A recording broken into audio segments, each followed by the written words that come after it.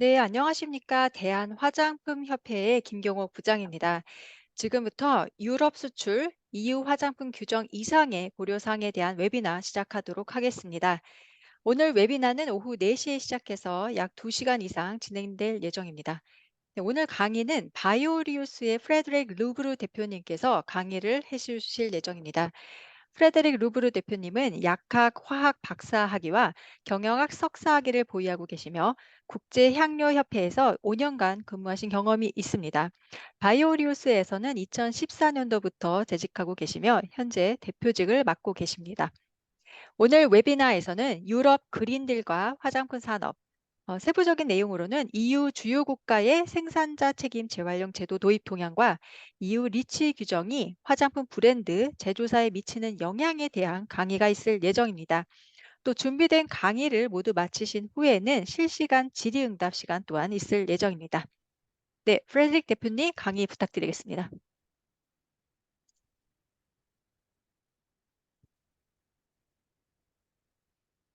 Okay. Thank you very much, Mrs. Kim. Ladies and gentlemen, good afternoon to you. It's a real pleasure to be with you today, and I want to thank warmly Korean Cosmetics Associations for their kind invitation. So I will start this lecture today with this beautiful picture of an iceberg, because this iceberg represents pretty well the situation in Europe. Everyone knows the tip of the iceberg. That is actually the European cosmetics regulation. But a lot of you ignore the bottom part that is underwater, the bottom part of the legislation in Europe that is actually all kind of environmental legislation that is getting progressively more important, and you should know. So today I'm going to focus on the part of the iceberg below the sea level.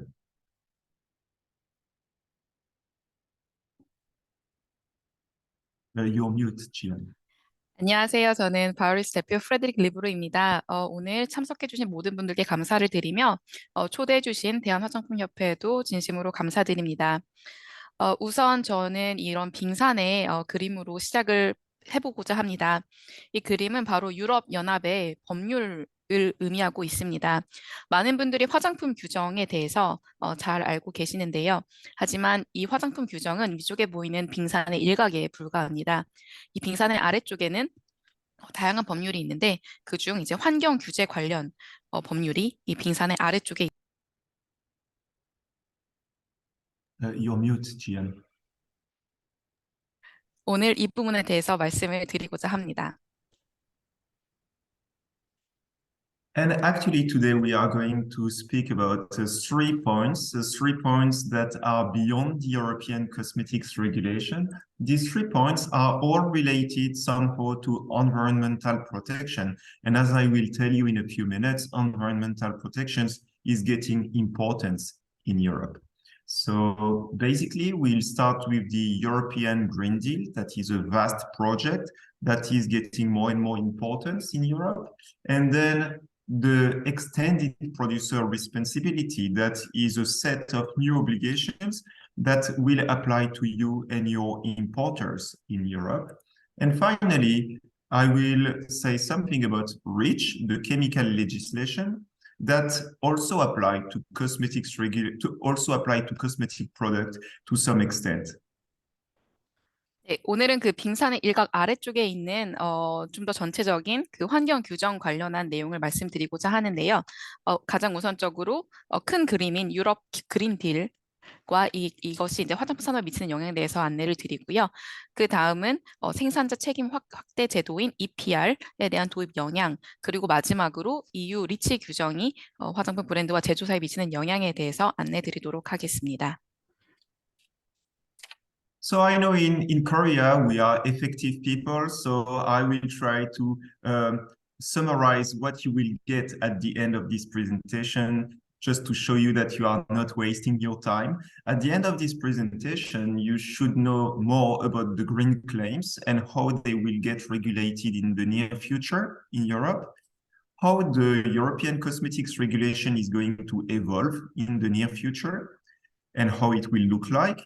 Also, I will say something about the new environmental obligations in Europe and how it applies to packaging of cosmetic products. And last but not least, I will tell you key things that you should know about the REACH legislation. 네, 본 웨비나를 통해서 웨비나가 마무리되면은 여러분은 다음과 같은 내용을 아실 수 있을 것입니다.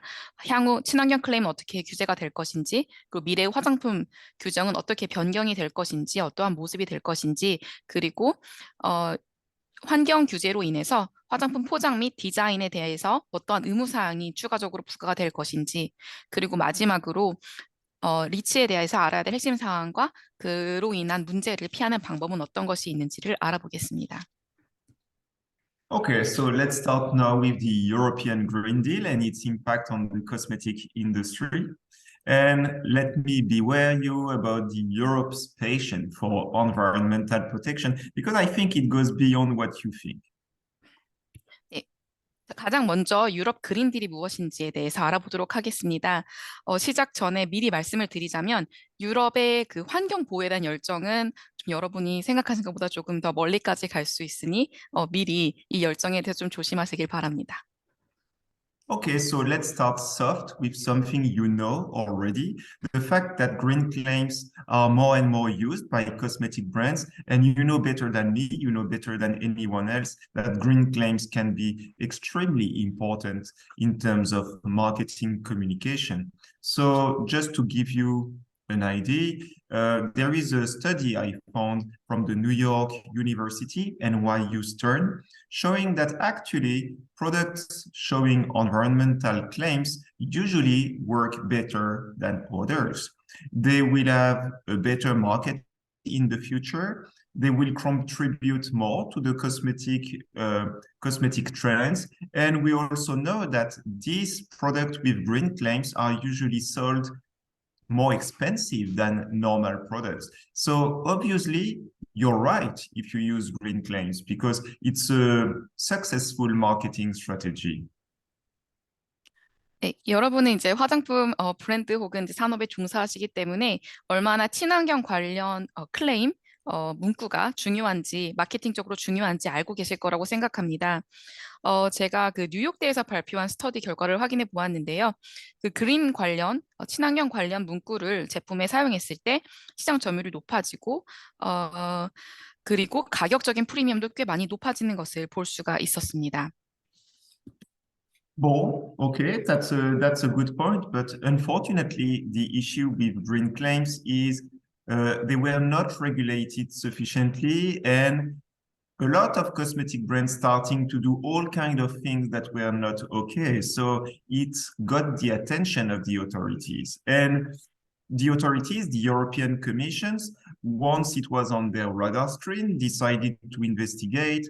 They realized actually environmental claims, a big part of them were vague, misleading, deceptive, and sometimes not even substantiated. And for that reason, they decided to trigger some regulatory initiatives to better regulate these green claims in the future. 그러나 이렇게 그린 관련 클레임이 많이 작성됨에도 불구하고 당국에서는 이제 규제가 잘 되지 않고 있다라는 것을 좀 깨닫게 되었고요. 유럽연합집행위원회는 이런 친환경 주장을 하고 있는 그런 제품들의 작성된 문구들이 모호하거나 오해의 소지가 있거나 기만적이거나 또 근거가 부족한 주장이라고 결론을 내렸습니다. 그래서 이를 기반으로 좀 더 강력한 규제에 착수를 하게 되었습니다. Well, thank you very much, Jihyeon, because this little pause where you interpret is the opportunity for me to drink a cup of tea. So green is not greenwashing, obviously, and there is a new piece of legislation that is released now, and this is what we call the Anti-Greenwashing Directive. So the goal of this anti-greenwashing directive is to protect consumers by regulating practices around green claims. And this regulatory proposal was released in March of this year, showing what is accepted and what is not accepted in terms of claims. It was notified at the World Trade Organization level in May this year, showing that actually the legislation is going its way. And the public consultation, that is usually one of the final things, is something that ended in July. So we are on our way to obtain this new legislation. 네, 그린, 그 친환경과 그린 워싱이라고 하는 이제 친환경 의미를 넘어서는 이제 그린 워싱과는 차이가 있는 것으로 보고 있습니다. 그렇기 때문에 유럽연합 집행위원회는 이런 친환경 주장을 이제 규제하는 그린 워싱 지침을 발표를 하게 되었는데요. 지금 현재 법안이 입안되기 위해서 절차를 밟고 있으며 이제 WTO에서도 8월까지 이제 논의가 되고 이후에는 이제 유럽연합 차원에서 이러한 규제가 도입이 될 예정입니다. So the plan now, where do we stand? Well, the plan is to have this regulatory proposal now submitted to the European Parliament and European Council. And this is the last step of the process before the legislation is officially adopted. So it will be adopted over the course of Q2 2024. And your question now, I can imagine, is, but what is in it? What is the objective exactly of this piece of legislation? So I summarized that in 3 points for you. If you have questions, I will give you more details, but I can summarize the legislation in 3 points. The first one is that generic, non-substantiated, and also non-significant ecological claims will be prohibited. The second point is ecological claims that are not based on third-party certification or on a standard established by public authorities will be prohibited too. So when we say established by public authorities, we think about, for instance, ISO norms, ISO standards, like the ISO norm for natural or organic. The idea is you will have to have your claims to be certified by an independent third party based on an independent standard. And the third point, last but not least, the authorities will be much more vigilant about the scope of environmental claims, meaning that when you make a green claim, they will check which part of the product you are talking about. If you want to make a claim about the packaging, they will be sure that you don't make a claim about the entire product, but just on the packaging. The point is this legislation, oops, sorry for that. The legislation is a directive, not a regulation.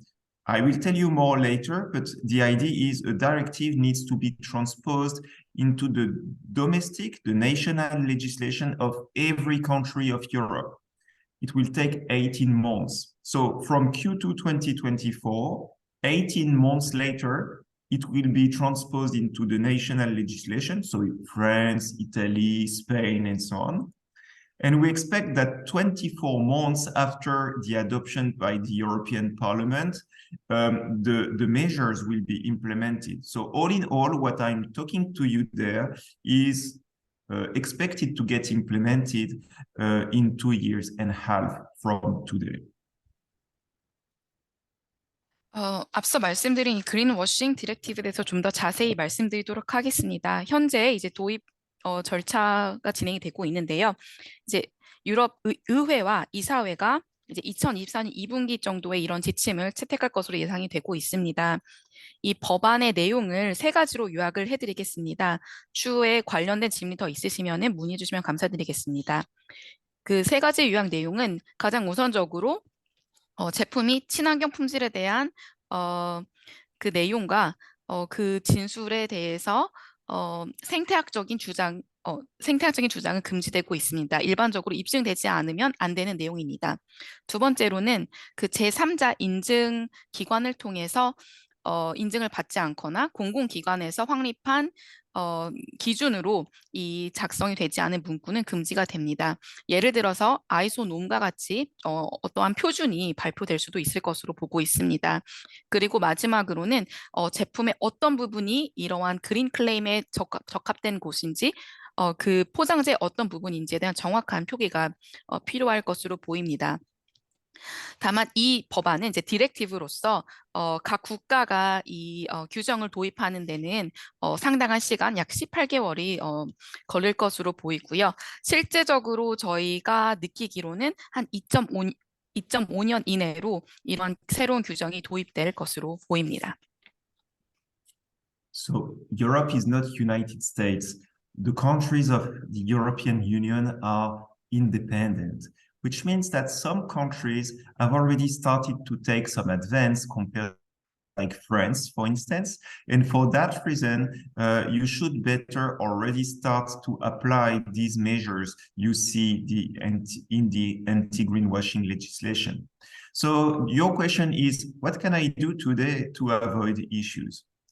Well, the first point I would say is try to work with third-party certification schemes for claims like natural, organic, vegan, clean, reef-friendly. That's definitely a first point. And then I would say that you should better refrain yourself from using vague and non-substantiated terms like all of that: conscious, environmental friendly, pollutant-free, zero emissions. All of that doesn't have a lot of meaning. It's very difficult to substantiate, and you should better avoid them to avoid issues.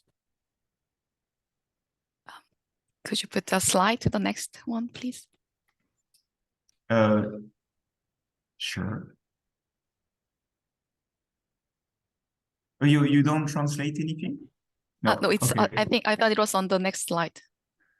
Okay. Okay. 네, 그래서 지금 사실은 Excuse me, I realize my screen is paused. I don't know what it means. But partage d'écran is paused. So you don't see the screen I'm talking about? Yes, it's the previous screen, number 10. That's very strange.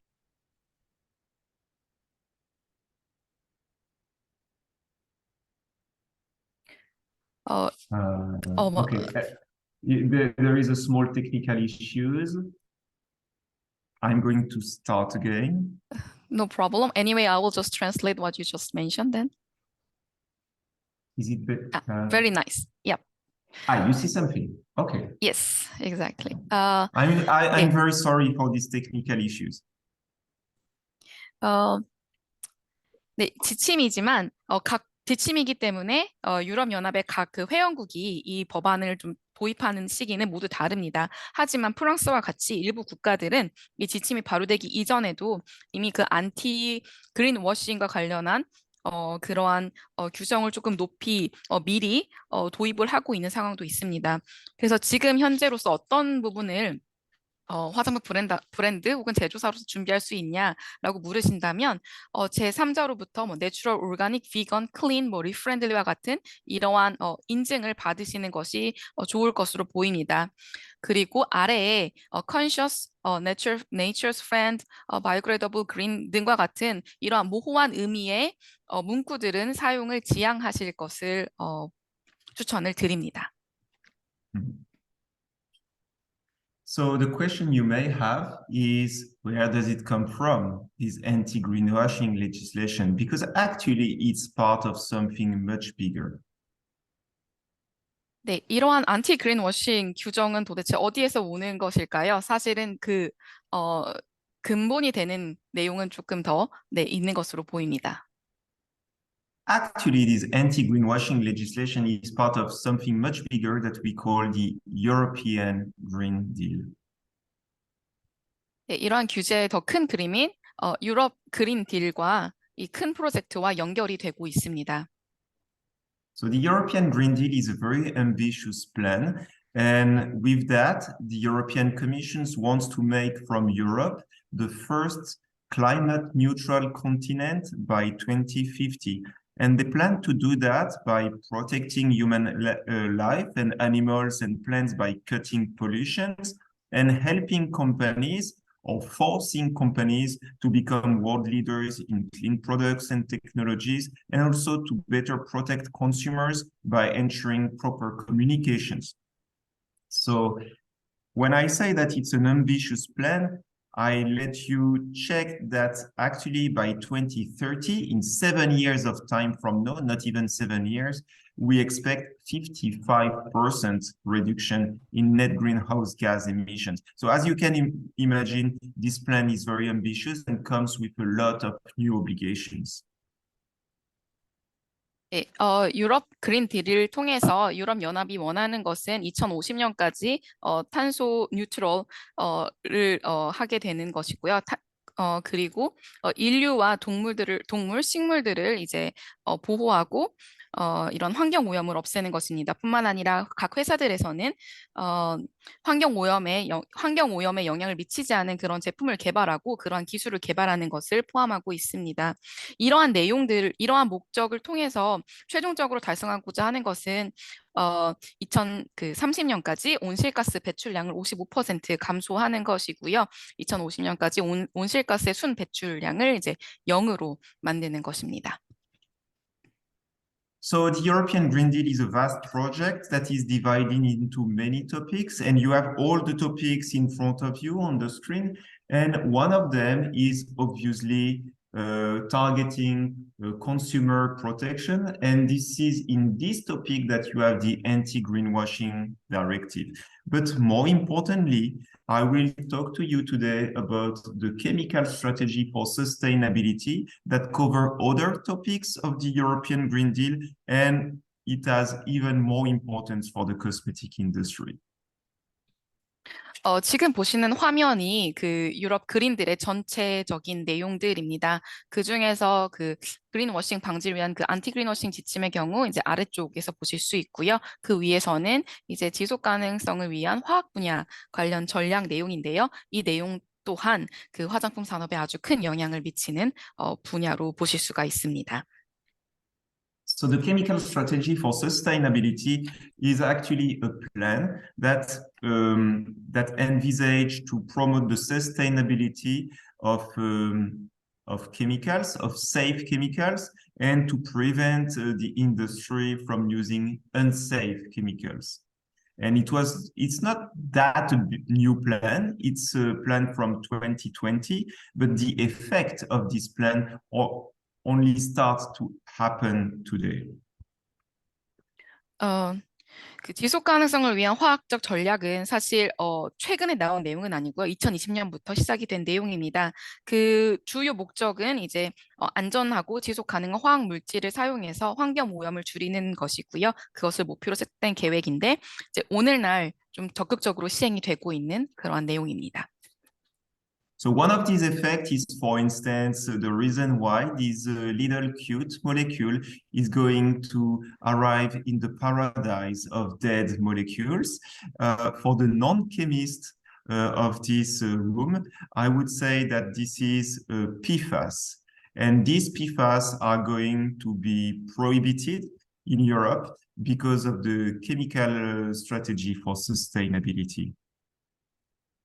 네, 이 전략은 이제 흥미롭게도 이렇게 작은 그 분자가 죽은 그 분자들의 파라다이스로 가는 것을 의미하는 것인데요.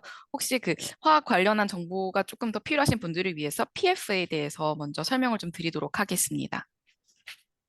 So you may wonder, what is a PFAS? A PFAS is a pair polyfluoroalkyl substances. So basically every organic substances containing a fluoride atom that is connected to a carbon atom.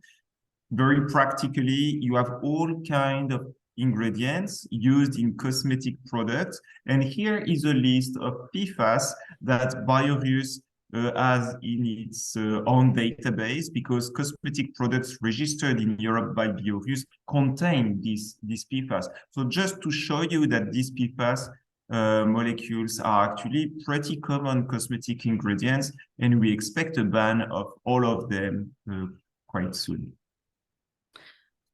지금 화면에서 보이는 게 그 PFAS에 해당되는 원료 리스트입니다. 저희 바이오리우스 데이터베이스에 있는 화장품에서 꽤 많이 사용이 되는 그 원료들의 리스트이고요. 기본적으로 불순원자를 포함하는 이런 모든 물질들을 포함을 하고 있습니다. 현재까지는 지금 화장품에 사용이 가능한 물질이지만 조만간 사용이 불가능할 것으로 보이는 그러한 물질들입니다. So practically speaking, the issues with PFAS is not that they are particularly toxic. Actually, most of them are not very toxic for the environment and not even for human. The issue is they are very biopersistent, which means that when they reach the environment, they stay there forever. They do not biodegrade. So for this reason, 5 European countries submitted a dossier, a classification, a restriction dossier to the European Chemical Agency earlier this year in February. And the plan is to ban all PFAS without any exceptions and including every applications and cosmetics. So it will mainly impact the makeup, the body care, and the hair care products. And what we expect now that the consultation period is over is a regulatory proposal to be drafted in 2024 and an adoption of this legislation in 2024 or 2025. And from what we know today, the transition period would be rather short. We talk about 18 months, which is quite short to phase out all these ingredients.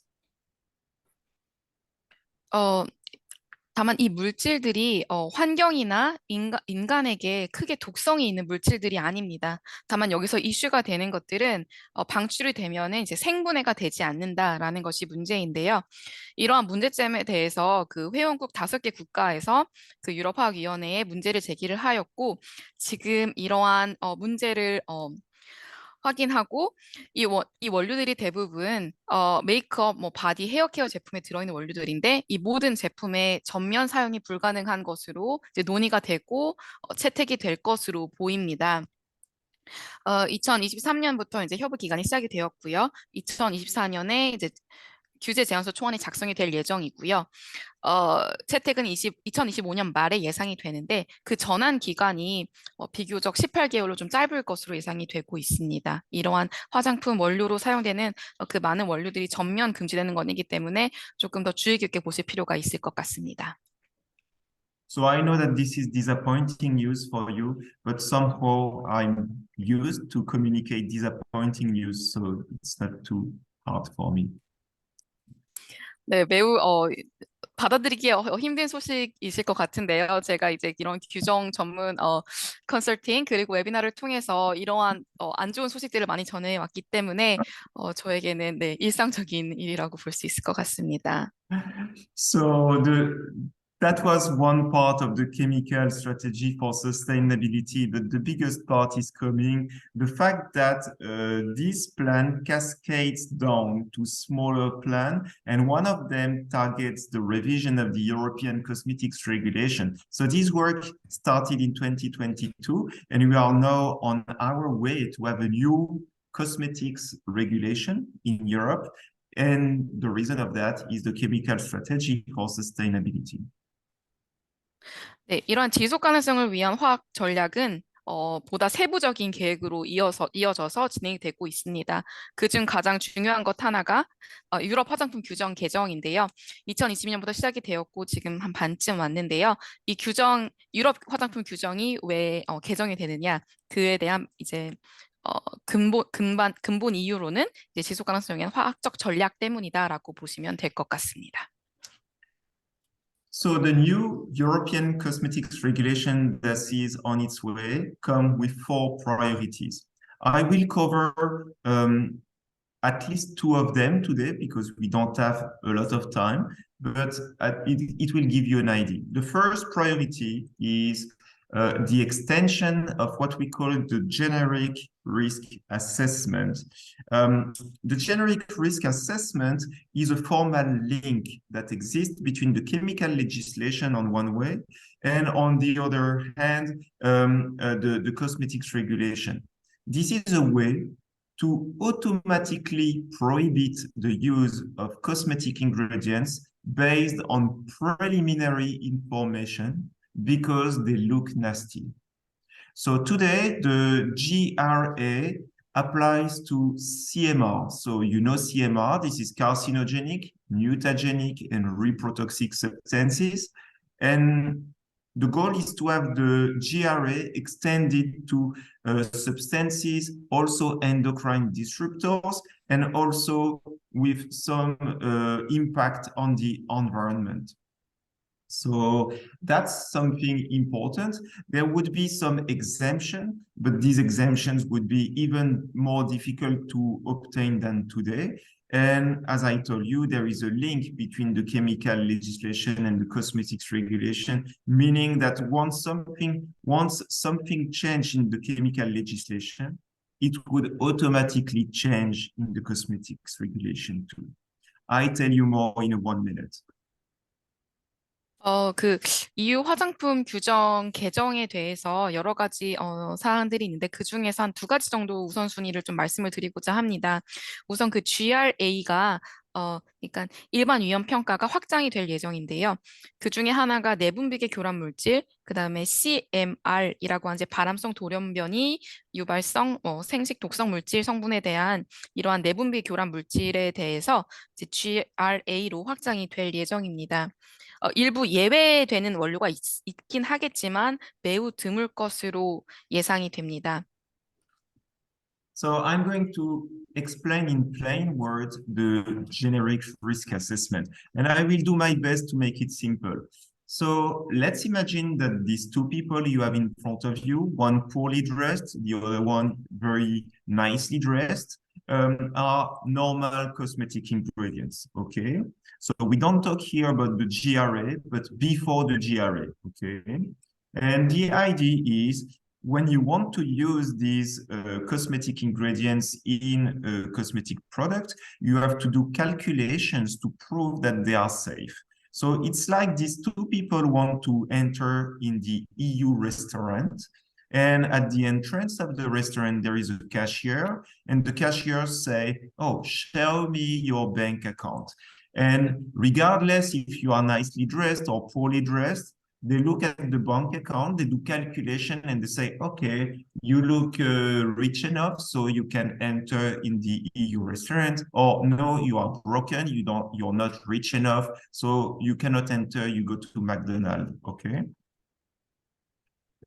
GRA 이 물질의 일반 위험 평가 설명에 앞서서 이러한 개념이 어떻게 도입됐는지 좀 쉬운 언어로 말씀을 드리고자 합니다. 이제 두 사람이 있습니다. 좀 그 편한 옷차림과 그다음에 수트를 차려입은 모습인데요. 이 사람이 이제 레스토랑에 가게 됩니다. 그러면 그 레스토랑에서는 그 옷차림만 보는 것이 아니라 계좌 정보를 알려달라, 어떠한 돈이 얼마 있는지 확인을 하겠다라고 하게 되고요. 이 확인 결과 재산이 많은 것으로 보이는 그 사람에게는 고급스러운 레스토랑에 갈 수 있도록 안내가 되고, 그렇지 않고 재산이 적은 사람에게는 이제 패스트푸드점으로 갈 수 있도록 그렇게 안내가 되는 시스템으로 보실 수가 있습니다. So now let's imagine that we have the GRA, and there is one normal cosmetic ingredient that is nicely dressed, and we have this poorly dressed man that is the cosmetic ingredient under GRA. And the idea is we are going to judge the ingredient based on its look.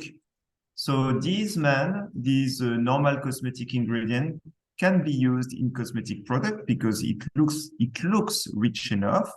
And for a GRA cosmetic ingredients, based on the outfit, we are going to say, oh no, you don't look rich enough. You have sneakers, you have sport outfit, you do not look rich enough, so you cannot get in. And the idea is we don't do calculations, we do preliminary check, and based on this preliminary check, who say, no, this substance cannot be used. This is why the GRA is something important for us, because you see that it increases the number of substances that will not be used in cosmetics anymore. 네. 앞서 말씀드린 사항은 이제 뭐 계좌 정보를 확인하는 이런 상세한 절차를 거쳤지만 이제 GRA 같은 경우는 그 사람의 외모만으로 이제 평가가 되는 것입니다. 수출을 입은 사람은 자동적으로 사용이 가능한 원료로 일반적으로 사용이 가능한 원료로 확정이 돼서 화장품에 사용이 되게 됐고요. 이렇게 외모, 그러니까 그 어떤 성분의 그 성분이 분석되지 않고 그런 외모만 보고 나서 이거는 이제 GRA로 평가가 되어서 화장품에 사용할 수 없는 성분이다라는 평가가 되면은 이제 화장품에 사용이 될 수 없는 원료가 되는 것입니다. 이렇게 되면 이제 GRA가 도입이 되면은 사용할 수 없는 화장품 원료가 더 늘어날 것으로 보입니다. So for this GRA, for this new extension of the GRA, you need new classes in the chemical legislation that are going to extend the scope of CLP classification to endocrine disruptor and also environmental criteria. And this has been done. So the idea is the chemical legislation has been changed already. So I don't ask you to remind these details, but what is important here is just to show you that the legislation and the change are on their way, because actually the chemical legislation has been changed to make possible the GRA extension in the cosmetics regulation. 네, 이 GRA 확장으로 인해서 그 CLP 기준이 이제 변경이 되고 있습니다. 화장품 원료에서의 그 GRA 확장은 최근에 들어서 나온 말이지만 이미 화학 그 법규에서는 이렇게 GRA가 확장될 수 있도록 준비가 많이 되어 있는 상황입니다. 상세한 내용을 오늘 다루진 않겠지만 이렇게 화학 법규가 결국에는 화장품 법규의 변동으로 이어진다라고 보시면 될 것 같습니다. Okay, do you want to know more? Yes, you want to know more. 네, 조금 더 상세한 So- 내용을 알고 싶으신가요? So the three other priorities of the new European cosmetics regulations are basically the extension of the nanomaterial definition. The definition of nanomaterials, so very, very small particles, is going to be defined, and this new definition will exclude more ingredients. There is also a good news, that is the introduction of digital labeling. So the legislation will be modernized to allow the labeling of some information in a digital way, which is good.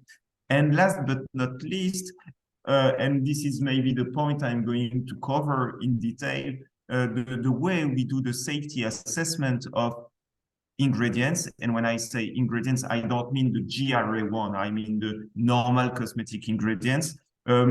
This safety assessment is going to change to include environmental toxicity. 네, 세 가지 우선순위가 더 있을 것으로 보입니다. 그 중에 하나는 그 나노 성분에 대한 정보가 변경이 더 까다롭게 그 정의가 될 것으로 보이고요. 그리고 다른 한 가지는 디지털 라벨링이 도입이 될 것으로 보입니다. 이는 좀 더 좋은 소식으로 볼 수가 있는데요. 지금까지는 모든 내용이 프린트된 라벨에 작성이 되어 있어야 하지만 이런 부분의 일부는 디지털화가 되어도 될 것으로 보입니다. 그리고 마지막으로 제가 오늘 조금 더 상세하게 말씀드릴 내용인데요. 환경 독성을 포함하도록 이제 확장이 된 그 성분의 안정성 평가가 어떻게 되는지 말씀을 드리도록 하겠습니다.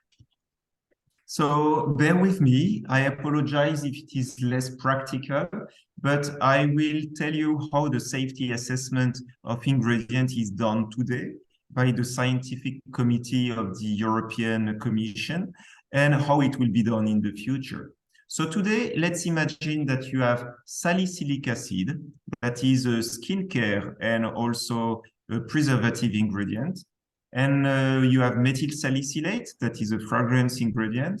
You have benzyl salicylate, that is also a popular fragrance ingredient.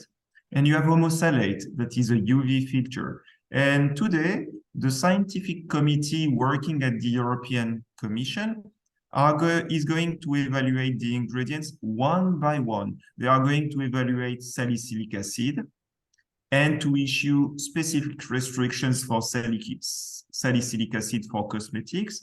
Then they will evaluate methyl salicylate and end up with some restrictions for methyl salicylate and so on individually.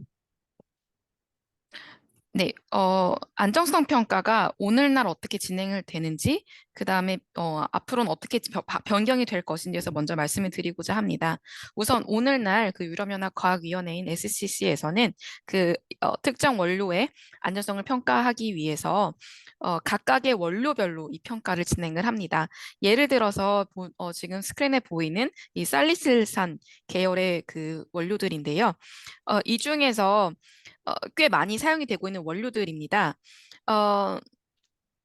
네, 살리실산은 이제 스킨케어 성분이자 이제 방부제 성분이고요. 메틸살리실레이트와 벤질살리실레이트는 이제 향료, 그 다음에 호모살리레이트는 UV 필터로 사용이 되고 있는 원료들입니다. 현재로서는 SCC에서 각 원료별로 안정성에 대한 결론을 분석해서 내리고 있습니다. So this committee evaluates basically cosmetic ingredients, and it evaluates cosmetic ingredients with in mind human health. In the future, you will have this scientific committee replaced by the European Chemical Agency, and the European Chemical Agency is very strong with environmental protection. They also evaluate ingredients that look similar as a group. So you see, these four molecules will be evaluated together. They will be evaluated in one assessment of the European Chemical Agency that includes all sources of exposure, cosmetics, food, drugs, whatever. They will consider the use of all salicylates at the same time in the same product. They will consider environmental toxicity. I mean, this is the specialty of this committee. And they will also consider the cocktail effect. I mean, the fact that salicylate interact with other ingredients in the product and may have some specific effect based on this cocktail effect. And all of that to end up with restrictions that may apply either to the entire group or to a specific substance. So without entering too much into the details, the idea is this new safety assessment methodology will come with stricter restrictions, and substances that today are considered as safe will not be longer considered as safe in the future. So that's a pretty important change for us.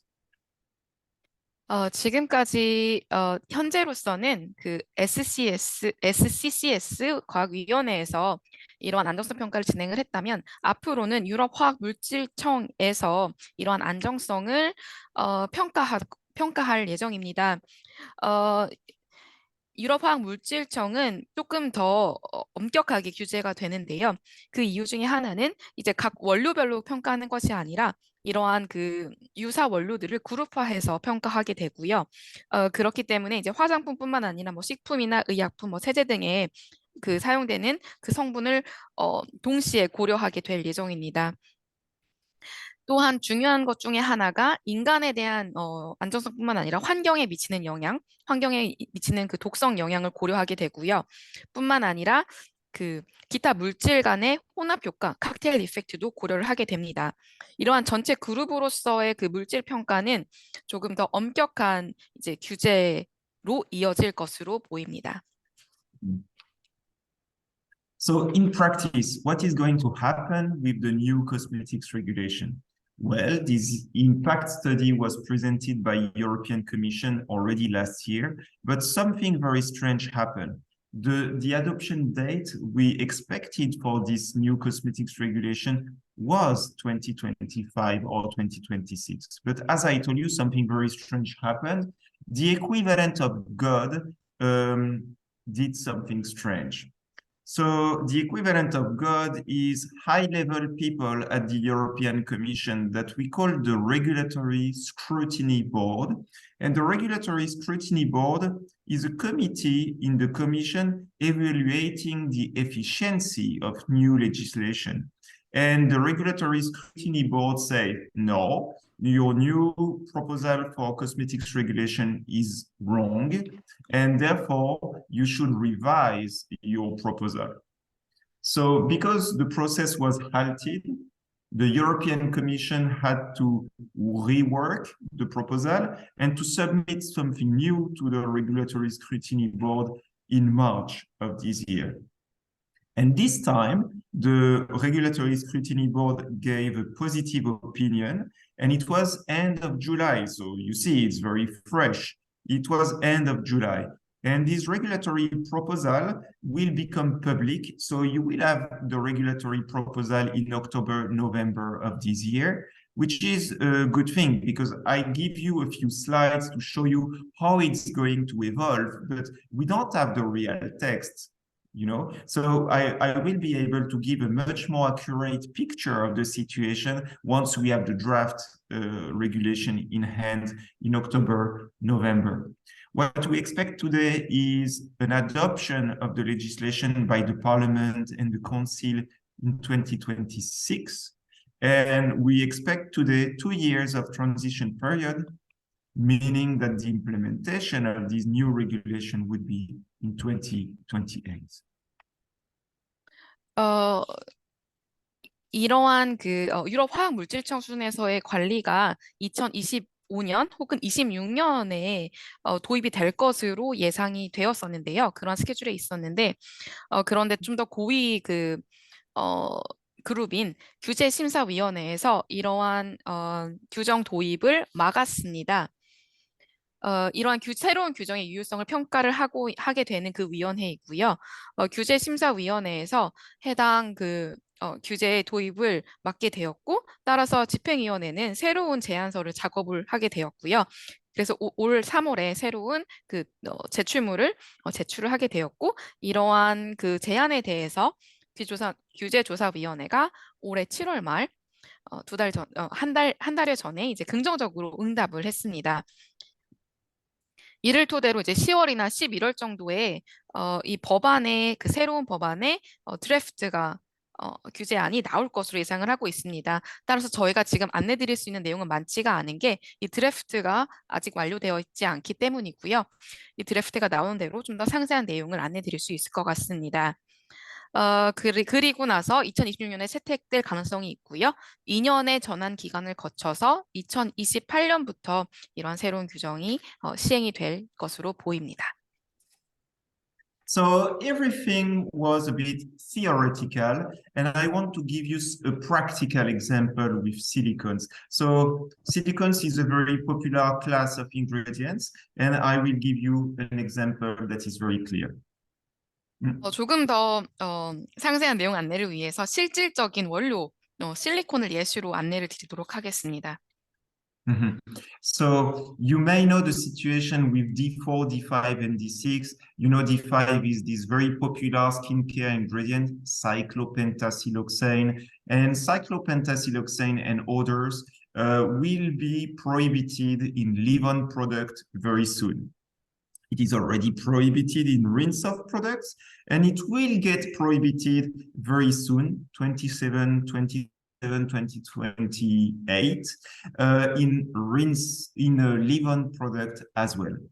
And this is an application of the REACH regulation as it existed already before the Green Deal. 네, 예를 들어서 이제 D4, D5, D6 모두 화장품에 사용이 되는 원료들이고요. 특히 D5엔 사이클로펜실록사인의 경우는 꽤 많은 제품에 사용이 되고 있는 원료입니다. 현재 그 워시오프, 린스오프 제품에서는 금지가 된 원료인데요. 조만간 2026년, 27년 정도에 그 리브온 제품에도 금지가 예상이 되고 있습니다. 이러한 원료가 금지되는 이유는 이제 리치 규정과 관련되어 있고요. 이미 이렇게 금지가 되고 있다는 사실을 알고 계실 것입니다. So let's imagine now the situation of other silicones. And I will take the example of dimeticone. Dimeticone is a very popular cosmetic ingredient in hair care and so on. It's not very toxic, actually, dimeticone. But the issue of dimeticone is low biodegradability. When it reaches the environment, it does not biodegrade. And there are several possibilities now to have this ingredient restricted in Europe. The old branch I just showed you with cyclopentasiloxane is what we call REACH restriction. And these REACH restrictions remain a possibility. But on top of that, you would have new possibilities to have dimeticone restricted in Europe. First, you could have some member states and European Commission mandating European Chemical Agency to evaluate these cosmetic ingredients under the cosmetics regulation. And after safety assessment, including environmental consideration, there would be use restrictions in the cosmetics regulation. And the other branch that would become possible is because of the extension of the GRA system. So if it is very severe, these ingredients could be classified in the chemical legislation, and this classification in the chemical legislation would lead to an automatic restrictions or even ban in the cosmetics regulation. So that's a practical example to show you that before there was one way to regulate a substance because of environmental concerns, and now in the future there are two new ways to restrict ingredients because of environment in Europe for cosmetics. 네, 이제는 그 다른 실리콘인 이제 디메티콘을 예시로 좀 들어보도록 하겠습니다. 디메티콘은 헤어케어 제품에 많이 사용이 되는 그 실리콘 원료인데요. 독성이나 제품의 안정성에 대한 그 원료의 안정성에 대한 독성 문제는 전혀 없습니다. 하지만 우려되는 사항은 그 생분해성이 낮다라는 것인데요. 이러한 그 디메티콘 원료가 앞으로는 어떻게 규제가 될 것이냐에 대해서 보겠습니다. 이전에 그 D4, 5, 6와 같이 리치 규정으로 인해서 규제가 될 수가 있습니다. 그러나 이제는 두 가지 방법이 더 추가가 될 것인데요. 그 중에 하나는 이제 회원국들이 에카에 해당 원료에 대한 안전성 평가를 해달라라는 식으로 보고를 해서 이러한 규정이 아예 신화장품 규정의 그 개정안으로 포함이 될 수가 있습니다. 그 또 다른 하나는 이제 화장품 규정 일반 위험 평가인 그 GRA를 통해서 도입이 될 수가 있는데요. 화학법으로 분류가 되어서 그 해당 원료가 아예 GRA에 자동적으로 금지 성분으로 될 수 있는 이러한 가능성도 있습니다. Okay, so I think you are depressed enough by this situation. So let's move on. We are going to stop talking about cosmetics regulation and now start with the extended producer responsibility. 네, 조금 무거운 내용이었던 것 같습니다. 이제 좀 분위기를 환기해서 그 EPR이라고 하는 EPR 도입과 이제 회원국에서 어떻게 채택을 하고 있는지 내용을 보도록 하겠습니다. Okay, so extended producer responsibility is something related to waste and also the way to recycle packaging and products. So there are today three main pieces of legislation in Europe that consider the environmental aspect for finished products. These three ways are basically the Eco-Design Directive that push you to design your product in a way that is more effective on the environmental consideration.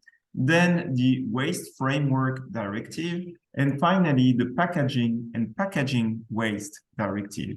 And these two last legislations introduce the concept of extended producer responsibility. The one that is the most important for you is the Packaging and Packaging Waste Directive. All of them are going to be revised because of the Green Deal. So I'm going to give you the situation today and what it will be in the future. 네, 생산자 책임 제도는 이제 폐기물 배출 그리고 패키징의 재활용과 관련된 그러한 제도로 보시면 되겠습니다.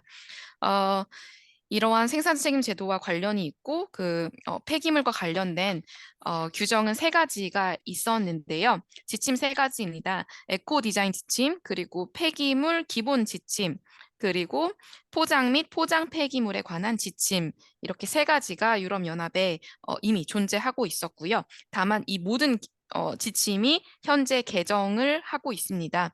그 이유는 앞서 말씀드린 이 그린 딜의 일환으로 변화가 되고 있고요. 이 중에서 폐기물 기본 지침과 포장 및 포장 폐기물 지침 두 번째, 세 번째가 생산자 책임 제도인 EPR과 밀접한 연관이 있다고 보실 수 있습니다. So in one slide, I'm going to summarize these 3 pieces of legislation. First, what is the Eco-Design Directive? So the Eco-Design Directive is a piece of legislation that is going to give you some requirements for the development of your product in a way that the product you develop are developed in a good way, and also that the product you developed will be easy to recycle, will be easy to reuse, and so on. The second point is the Waste Framework Directive. So that's a high-level legislation that, generally speaking, tries to give recommendations for preventing waste, minimizing waste, helping the recycling of product and so on. This one is not so important because actually an application of this Waste Framework Directive is the Packaging and Packaging Waste Directive. So the third one is an application of the second one. And this third legislation is very important because it is going to tell you from the cosmetic industry, how to improve the quality of the environment by reducing the impact of packaging, reducing the content of packaging waste, harmonizing national measures in the cosmetic industry. 3가지 지침 관련한 내용을 하나의 슬라이드로 안내를 드리고자 합니다. 우선 에코 디자인 지침의 경우에는 그 제품이 친환경적으로 설계가 되는지, 그리고 재활용이 잘 될 수 있도록 애초에 디자인이 되는지와 관련된 그러한 지침으로 보시면 되고요. 두 번째 폐기물 기본 지침은 조금 더 상위 수준의 지침이라고 보시면 됩니다.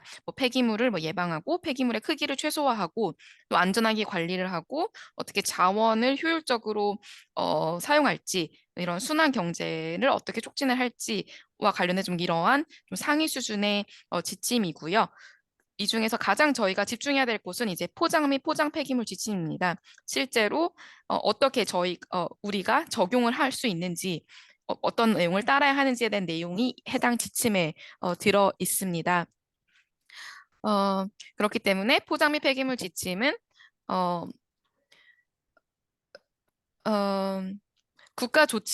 국가별로 이러한 그 조치들을 어떻게 조화시켜서 환경의 질을 향상시키는지, 이것이 유럽연합 레벨에서 이렇게 지침을 내리게 되었고요. 이는 폐기물 기본 지침의 이제 구체적인 적용을 하는 방법이라고 보시면 되겠습니다. So first, I will say a few words about the eco-design regulation. This is not the most important one, but it's good to say that this directive before was only for energy-related products like light bulbs, for instance, not cosmetics. But what has been decided in March 2022 is a new regulation is going to be published. This regulation is going to replace the old directive, and it's going to extend the scope of the eco-design directive to most consumer products, including cosmetics. And the goal of this legislation is to, as I said, to push you to manufacture products in a good way and also to prevent you from using substances in your product that would not be easy to recycle or would be bad for the environment. It will also push you to manufacture your product by reducing your carbon and environmental footprints and to make the product by design easier to recycle. And even so you are in Korea, even so you're not in Europe, you will have obligations to fulfill if you sell in Europe. 네, 에코 디자인 지침 관련 조금 더 상세하게 안내를 드리도록 하겠습니다. 이전까지는 에너지 관련 제품에만 적용이 된 지침이었는데요. 그 전구와 같은 그런 제품에만 적용이 되었는데 이제는 2022년 3월에 이러한 지침의 범위를 확장을 했습니다. 그렇기 때문에 화장품 제품도 이러한 지침에 저촉을 받게 되었습니다. 지침의 주요 목적은 제품의 제조를 할 때 에너지와 자원을 효율적으로 사용을 하고 순환성을 저해하는 물질을 단기적으로 제거를 하고 탄소 및 환경 발자국을 최소화하도록 제조할 수 있도록 하는 내용이고요. 뿐만 아니라 유럽 연합에서 제조가 된 제품이 아닌 한국에서 제조된 제품이라도 그 디지털 제품 여건이라고 하는 그런 제품의 지속 가능성, 재사용, 업그레이드, 수리 방법 이런 것들을 포함을 해야 합니다. So in practice, what is going to happen now is the public consultation to decide which product categories will be examined first has been sent in May. And now this consultation is over and the industry doesn't want cosmetics to be prioritized, surprise, surprise. So the idea is the main legislation, the main eco-design regulation will be adopted in 2024. And then there will be technical regulations, several technical regulations focusing on sectors like cosmetics, detergents, food, and so on. And the idea is they will start developing this technical regulation with the priority sectors. And this is why, of course, the cosmetic industry doesn't want to be prioritized because it would give us less time to cope with these new requirements. 네, 실질적으로 어떻게 진행이 되고 있는지 좀 말씀을 드리도록 하겠습니다. 네, 공개 협의를 통해서 이 개정안에 이제 포함될 제품 카테고리가 좀 정해졌고요. 완료가 되었습니다. 물론 화장품 업계에서는 화장품 제품군이 이 우선순위에 포함되지 않도록 네, 이렇게 강력하게 요구를 하였고요. 2024년에 채택이 되고 이후에 세부 사항 각 제품군별로 어떻게 적용될지 세부 사항을 명시하는 기술 규정이 발표될 예정입니다. So now I really come to the most important points for you, that is waste management. This is the main point of this part. So this legislation is to improve waste management, as I said, to stimulate recycling and so on. And it comes with the concept of extended producer responsibility. And to make it simple, it means the polluter pays. So if you make a lot of waste, you are going to pay more. And it is based on periodic declarations that are required member state per member state. So it's not one for the entire Europe, it's country per country, as I will show you.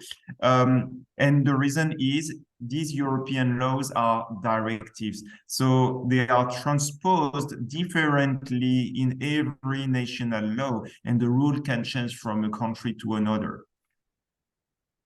네, 폐기물 관리 지침, 이게 조금 더 중요한 내용으로 볼 수 있는데요. 말씀드리도록 하겠습니다. 폐기물 관리 지침은 폐기물 관리 방법을 개선을 하고 재활용을 장려하고 그래서 매립은 좀 제한적으로 축소하는 것이 그 목표이고요. 또 중요한 개념이 생산자 책임을 확대한다입니다. 즉 오염을 생산한 사람이 그에 대한 비용을 지불을 해야 한다라는 의미입니다. 다만 이것은 지침이기 때문에 각 국가별로 법률을 도입하는 방식은 달랐습니다. 그래서 각 회원국별로 어떻게 이런 폐기물 관리를 하는지에 대한 법률의 상세 내용은 다르게 도입되어서 진행이 되고 있습니다.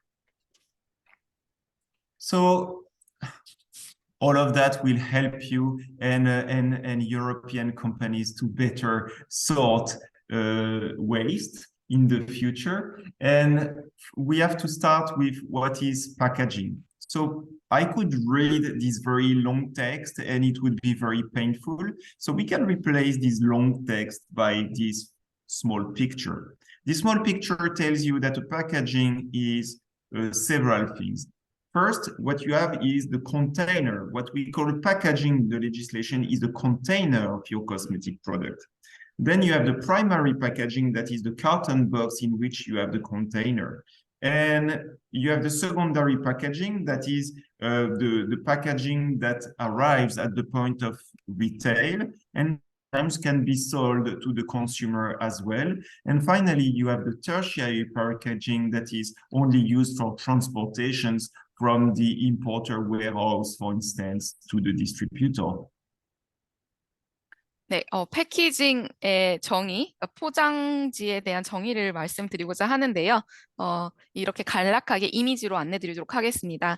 가장 먼저 그 제품을 담는 용기가 있고요. 그 용기를 담는 첫 번째 단상자, 그리고 그 단상자들을 넣는 상자, 그 다음에 물류에서 사용을 하게 되는 이 상자들을 컨테이너화하는 그러한 3차 포장재로 볼 수가 있을 것입니다.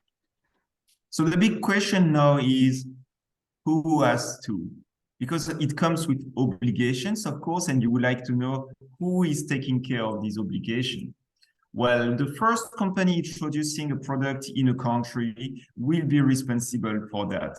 So it can be several things. It can be the cosmetic brand in a given European country, if the brand is European. It can be the importer and distributor of the product if the brand is not European. For instance, if you are a Korean company and you sell in Europe, your importer will be responsible.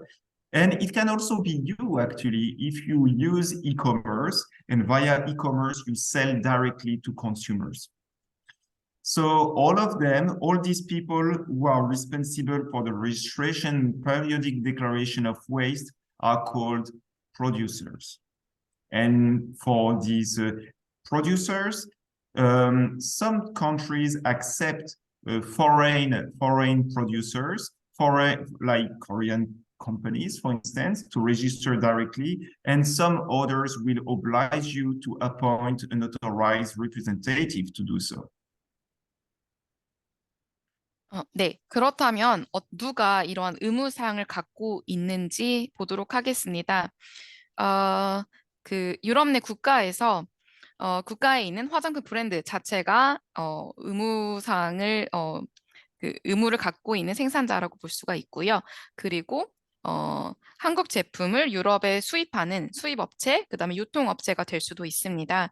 그리고 전자상거래를 통해서 직접 유럽 시장으로 판매를 하시는 경우에는 한국 화장품 브랜드가 이렇게 생산자, 그렇기 때문에 책임을 지는 사람이 될 수가 있습니다. 일부 유럽 국가에서는 이러한 그 해외 소재의 생산자가 책임을 지는 주체가 될 수도 있지만 또 일부 국가에서는 이러한 대리를 하는 업체나 그 기관을 통해서 진행을 해야 되는 경우도 있습니다. So the producer responsibility, I can show you what it is today. The producer responsibility is first to establish its own recycling schemes, but only very big companies do so, and it's not always possible. So mainly the producers, they have to join a producer responsibility organization that we call PRO. They have to join it. It's an obligation in many countries. And whatever you decide, you have to identify packaging material. So you sell your product and the packaging must be identified piece by piece. And finally, in some countries, you will also have to add to label for consumers sorting instructions. So basically, this is the three obligations that you have as a producer. 네, 그 생산자 책임을 다하기 위해서는 큰 브랜드 같은 경우는 스스로가 모든 걸 책임을 질 수가 있지만 주로 그 생산자 책임 자체인 PRO에 가입을 해서 진행을 하게 됩니다. 일부 국가에서는 이러한 PRO 가입이 의무화되어 있는 곳도 있습니다. 이렇게 그 생산자 책임의 의무사항을 요약을 하자면 PRO에 가입을 하고 어떠한 포장 재료, 어떠한 재료인지를 식별해서 공표를 해야 하고요. 그리고 라벨상에 이 포장재를 어떻게 버릴 수 있는지, 분리해서 버릴 수 있는지 그런 분리 지침을 작성을 해야 합니다.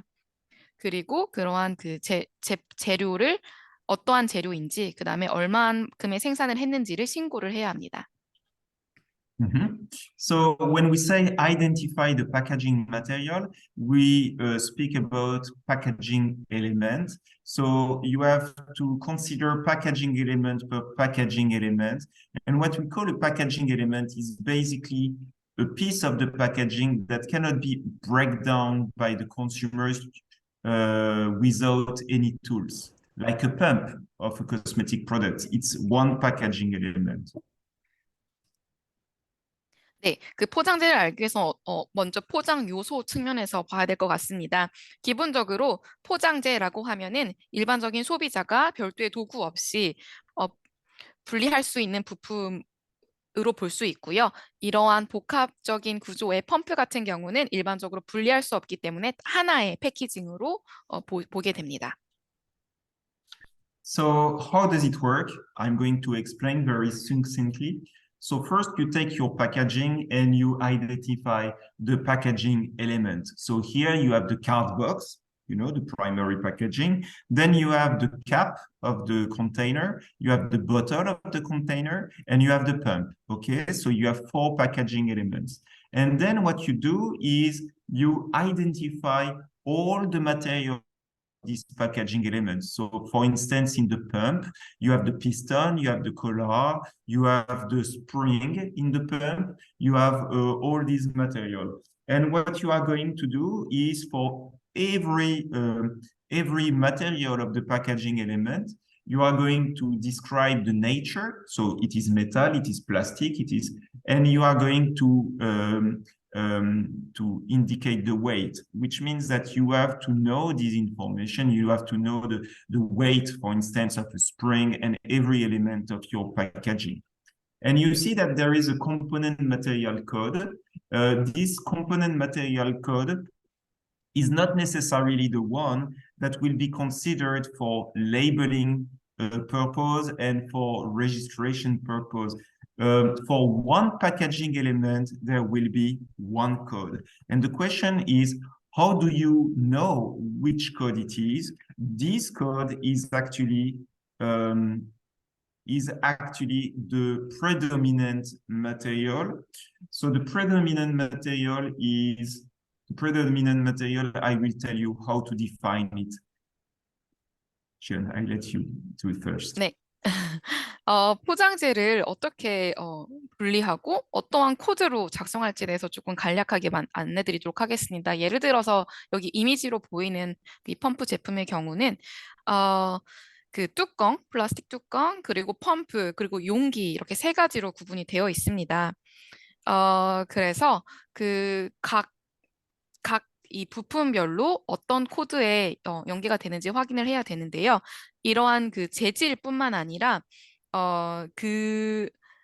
예를 들어서 그 펌프의 경우 그 메탈인 스프링 부분이 뭐 몇 퍼센트가 들어있는지 이러한 부분들도 좀 기재를 해서 그 작성을 하게 됩니다. 네. Okay, so here Yeah. you have all the codes of the packaging material.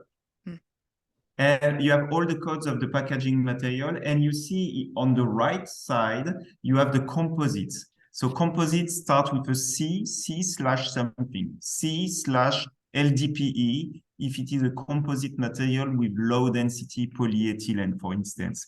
And the idea is if you have less than 5% of another component, you only use the predominant material. So the code would be LDPE if you have less than 5% of something else. But if you have more than 5% of something else, you would indicate the composite code that is C/ the predominant material that would be LDPE.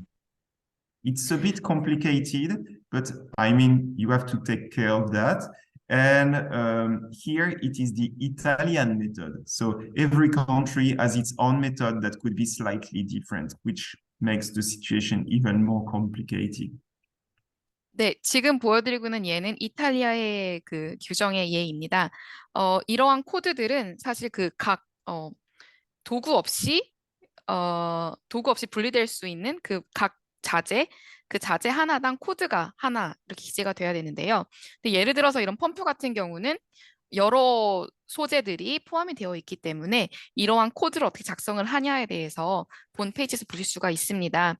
이런 복합재의 경우에는 C 코드를 사용을 하게 되는데요. 그 무게로 해서 그 보조 재료의 무게가 뭐 5% 미만인 경우에는 이제 단일 재료로 이제 구분이 됩니다. 이러한 경우에는 이제 C/LDPE 이런 식으로 작성을 하게 되고요. 이렇게 그 한 포장재를 구성하는 원료의 그 무게의 비율에 따라서 이렇게 코드가 작성이 되어야 합니다. 사실 꽤 복잡해 보이고 사실 복잡한 게 맞는데요. 이런 부분들을 좀 미리 알아두시면 좋으실 것 같고요. 또 한 가지 좀 말씀드리고 싶은 점은 이게 이탈리아만의 규정이기 때문에 그 같은 유럽 연합이라도 다른 국가에서는 다른 코드 절차를 사용을 하고 있다라고 말씀을 드리고 싶습니다. So what is the goal of all of that? The goal of all of that is to determine how much waste you are going to make of every material. You are going to produce 10 kilograms of LDPE waste, 10 kilograms of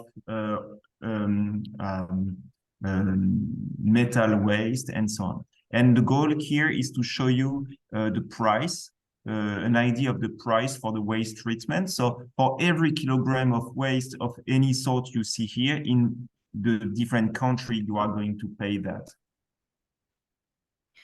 네, 이렇게 그 주요 자재의 주요 자재의 퍼센티지 등을 이제 왜 보고하게 하느냐, 이거의 주요 목적은요, 쓰레기 배출, 포장재 그 폐기 비용이 무료가 아니라는 사실입니다. 그래서 LDPE 10kg의 가격, 뭐 메탈 소재 10kg 가격, 이런 식으로 포장재를 배출하는데도 비용을 지불해야 하기 때문에 이러한 그 비용 지불의 근거가 필요해서 이런 부분들을 요구하게 됩니다. And now many of you know the green dot. The green dot is very popular. So I will say just a few words about the green dot. The green dot is a worldwide protected trademark.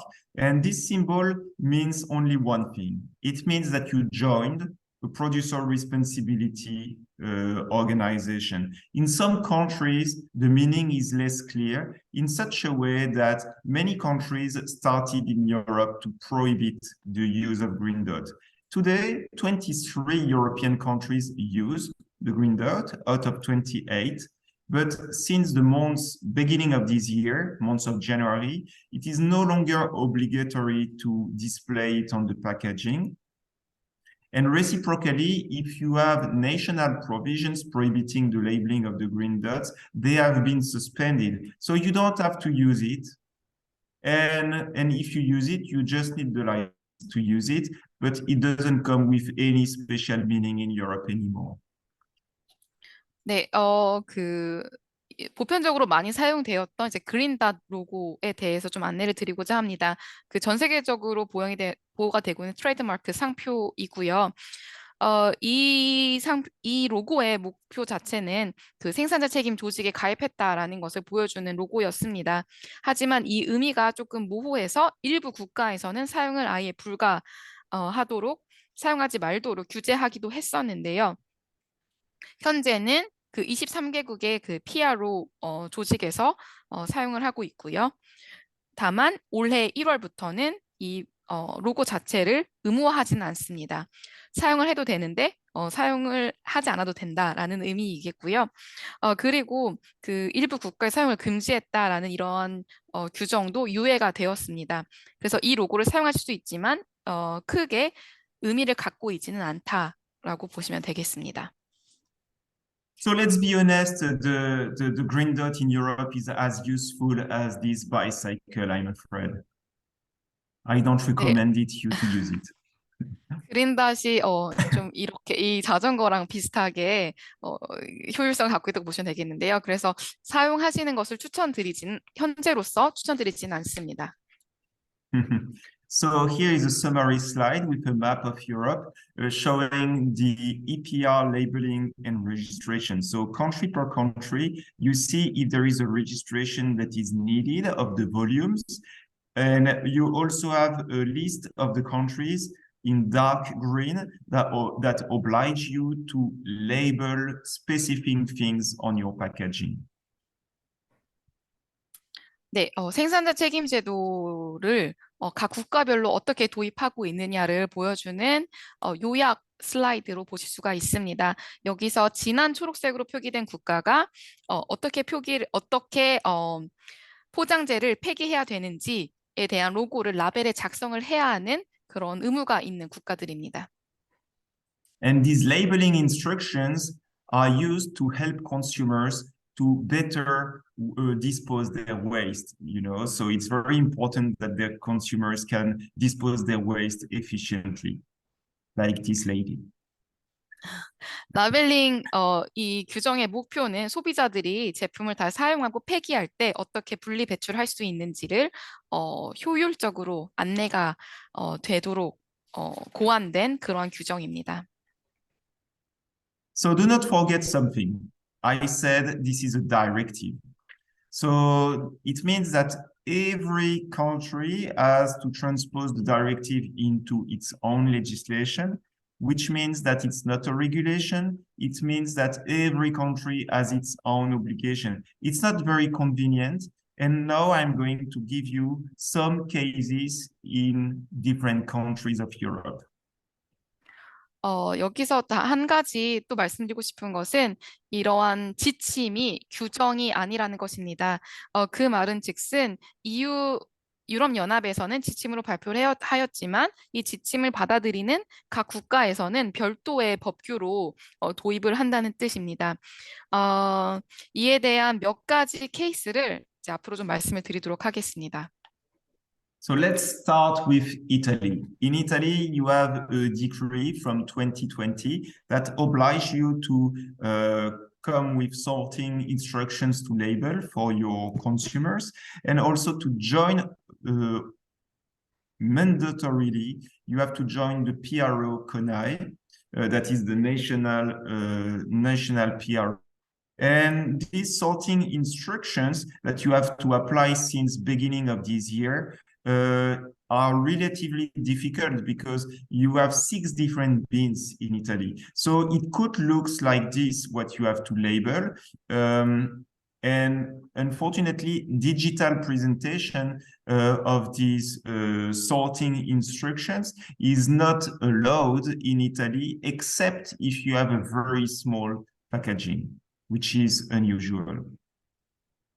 네, 우선 이탈리아에서는 어떻게 도입을 하고 있는지 말씀드리겠습니다. 2022년 9월 3일 입법령으로 시작을 하게 되었고요. 이탈리아의 제품 판매를 하기 위해서는 생산자가 PRO 코나이라는 그런 PRO에 가입을 하는 것이 필수입니다. 그리고 분리 배출 지침을 작성하는 것도 필수 사항이고요. 2023년 1월 1일부터 시행이 되고 있습니다. 이탈리아는 좀 까다롭습니다. 6개의 종류의 그런 분리 배출 방법이 있어서 이러한 로고를 작성을 하셔야 하고요.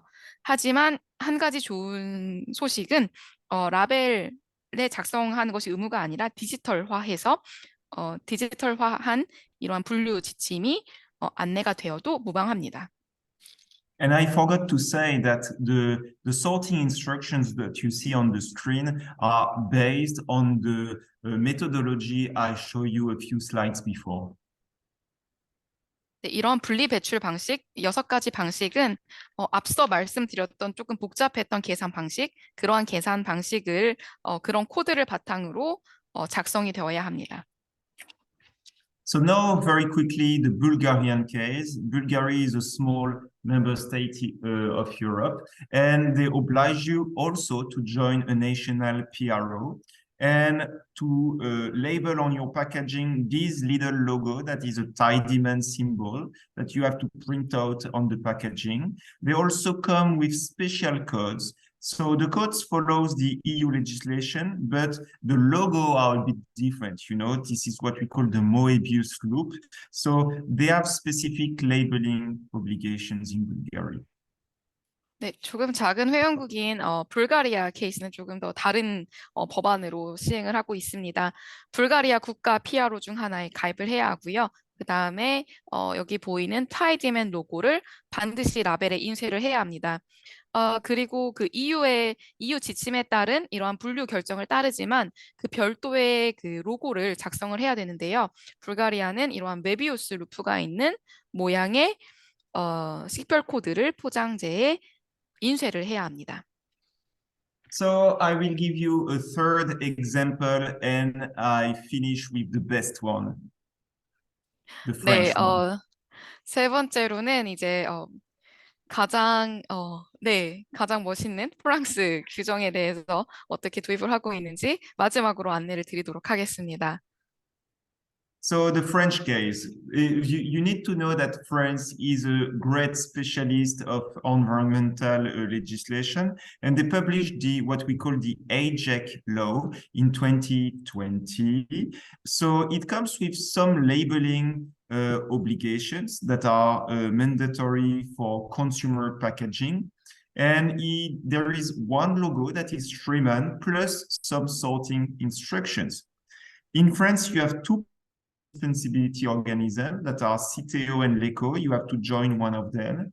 And we don't have the library of symbols. You get them when you contract with a PRO, which is mandatory. But to give you an idea, this is the type of symbols that you obtain, and you have to label on your packaging. So depending on the type of product, you have a specific type of logo to display on your packaging. 프랑스는 유럽연합에서도 환경 규제 측면에서 좀 선도적인 국가라고 볼 수가 있습니다. 2022년에 AJEC 법률이라는 법률을 도입을 하였고요. 프랑스에서는 소비자들이 그 포장재를 어떻게 분리 배출하는지 구체적인 내용을 볼 수 있는 이러한 트림앤 로고와 분류 지침을 작성하는 것이 필수입니다.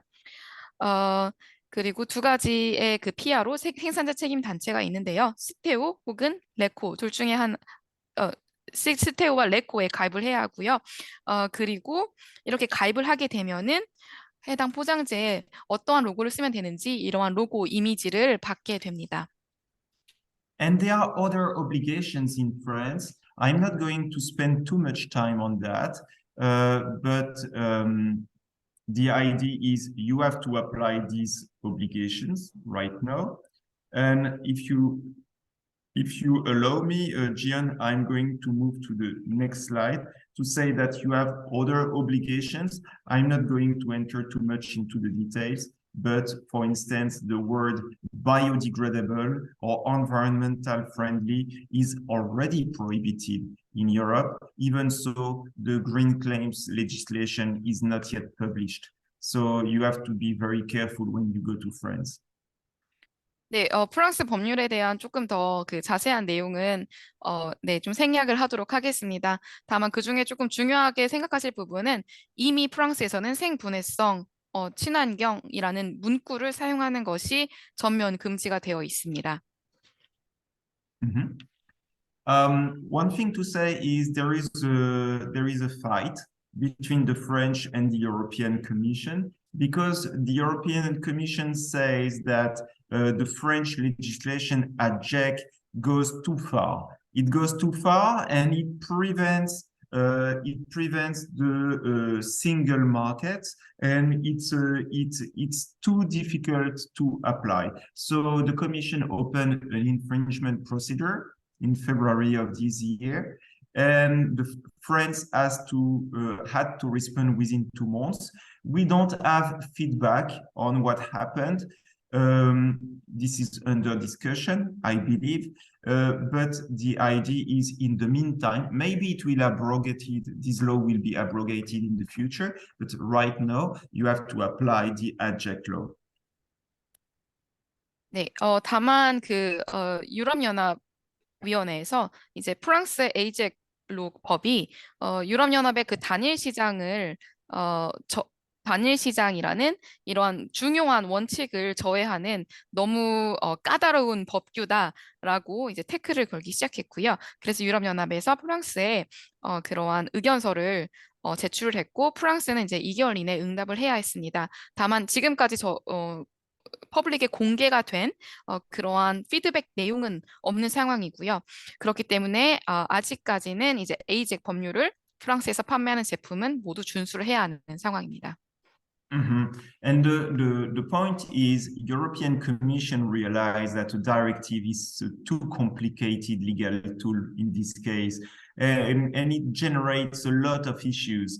For instance, Spain forbids the tie demand that is required in Bulgaria, and every country wants its own logo, and the material indication is not done according to the same methodology in Italy, Bulgaria, and Poland. And the number of beans and their colors are different in every country. And the declaration of waste can be done once a year or every quarter or even every month. And until recently, the green dot was mandatory in some countries but prohibited in others. So a directive is really complicated in this case. 네, 유럽연합의 지침이 각 국가별로 다른 법률로 도입하는 것 때문에 매우 복잡한 상황입니다. 예를 들어서 스페인에서는 불가리아에서 필수인 타이디맨 로고 사용을 금지합니다. 또 각 나라마다 그 작성하는 로고의 모양이 다 다르고요. 또한 자재의 어떤 자재인지 그 재료 표시는 이탈리아, 불가리아, 폴란드에서 다 다른 방식으로 작성이 되고요. 각 나라마다 그 분리 배출하는 쓰레기통의 개수와 색상도 모두 다릅니다. 또한 이 폐기물 관련 보고를 하는 주기가 국가별로 상이하고요. 어느 나라는 연간, 어느 나라는 분기, 어느 나라는 매월 뭐 이런 식으로 이런 주기가 다르고요. 그리고 최근까지 그 그린닷 로고는 일부 국가에서는 필수였고요. 또 일부 국가에서는 전면 금지가 되는 곳도 있었습니다. So the European Commission understood that this situation is very disappointing for companies, and they decided to do something. 네, 그렇기 때문에 유럽연합에서는 이렇게 가만히 두면 안 되겠다. 연합 차원에서 어떠한 액션을 취하겠다라고 결심을 하게 됩니다. So what they are going to do is to change the directive into a regulation, meaning that one legal act will apply the same way in every country of Europe, which will simplify a lot the situation. This draft regulation has been released in November of last year. It has been notified to the World Trade Organization, meaning that it goes the right way. And the goal is to have this legislation discussed at the European Parliament in September of this year, with the intent to adopt it in October, and the Council should adopt the legislation finally over Q2 2024, which means that in a very short time, there will be one regulation for packaging waste, and all these national provisions will be replaced, hopefully, by one set of rules, okay, for the entire Europe. 네, 유럽연합에서는 하나의 규정, 레귤레이션으로 도입을 해서 유럽연합 모든 국가의 동일한 규정을 갖자라는 생각을 하게 되었고요. 2022년 11월에 규정 초안이 발표되었고 올해 2월에 세계무역기구에 통보가 되었습니다. 그리고 이제 9월 말 유럽의회에서 논의가 될 예정이고요. 최종적으로 2024년 2분기에는 이제 도입이 될 수 있도록 논의가 될 예정입니다. 그래서 조금 이렇게 빠른 빠르게 진행이 되고 있는 규정 도입안이고요. 이렇게 되면은 이 규정이 도입이 되면은 드디어 이렇게 각 국가별로 흩어져 있는 매우 복잡한 이런 법들이 하나로 통합이 될 예정입니다. So at least a good news that will give you a bit of energy for the last part of this presentation about REACH. 네, 이것이 조금 더 좋은 분위기로 되지 않을까 싶습니다. 그리고 마지막 주제 이제 리치 관련한 발표를 하도록 하겠습니다. The last part is very short, actually. It is REACH regulation and how it applies to cosmetic brands. 마지막 내용은 꽤 So- 짧습니다. 리치 규정이 화장품 브랜드에 미치는 영향입니다. So what is REACH exactly? REACH is the chemical legislation in Europe that pertains to chemical substances. The REACH acronym stands for Registration, Evaluation, Authorization, and Restrictions of Chemicals. So it applies to all substances, whatever they are used and where they are used. So it includes cosmetics use too. And there are basically two parts in this legislation. The first one is the regulation of existing substances by banning or restricting dangerous substances, or the registration of substances, meaning that the substance manufactured or imported above 1 ton per year in legal entity must be registered. 네, 리치는 잘 아시겠지만 화학물질의 등록, 평가, 승인, 제한에 관련 규정입니다. 리치에 적용을 받는 화학물질은 그 용도와 상관없이 모든 화학물질이고요. 그렇기 때문에 화장품에 사용되는 그런 화학물질에도 포함이 됩니다. 그 리치의 주요 목적은 두 가지입니다. 하나는 기존의 물질을 규제하는 것이고요. 그 다음에 다른 하나는 새로운 물질을 등록하는 것입니다. 연간 1톤 이상 사용이 되는 제조 또는 유럽연합에 수입되는 물질에 대해서 반드시 등록이 되어야 한다는 것이 이제 리치 규정의 주요 내용이라고 보실 수 있습니다. So as a cosmetic brand, you may wonder, especially at the end of a long presentation, why should I bother, right? 네, 이 리치 규정이 도대체 그 화장품 브랜드사 측에 어떠한 영향을 주는지 궁금하시진 않으신가요?